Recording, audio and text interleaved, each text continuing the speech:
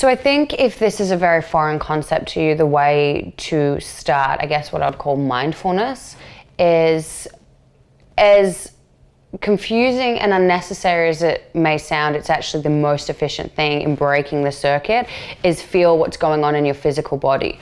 You know, we have a circuitry going on in our behavior, and, you know, our mind has a thought, I'm unlovable, which creates anxiety or fatigue in the body. And then when you're fatigued, you nap.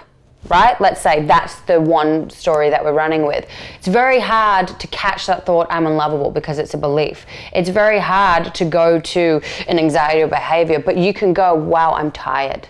Like my physical body is tired. And that coming to the physical body, whatever reaction it is, breaks the cycle. Because you're not keeping your attention and your thoughts, you're moving it to the actual end manifestation of what those thoughts do. So it's hard to catch your thought, it's hard to catch your emotion, but it's easier to catch the physicality of how that represents. So, and that's one example, but there's many of them. So if you can come into your physical body, what it actually does is breaks that habitual circuit for even a second. And then you've caught it, and then you can reverse engineer it. Okay, I'm really tired. Wow, that's interesting. I just got off the phone to my mother, let's say.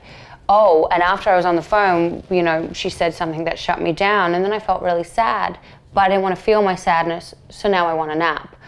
But it's harder to go into the thought. So you start at the heavier, the denser, the more apparent, the more obvious, the more tangible, which is I am tired.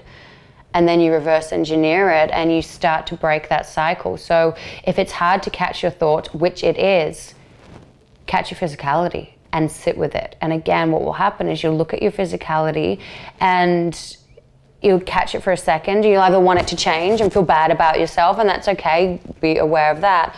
Or you'll end up napping anyway, but you've given yourself a moment of consciousness. So you've got the action and then behavior. And all you really need to do is take a moment in between it. And you may still do it, but it's going, oh, this happens when this happens.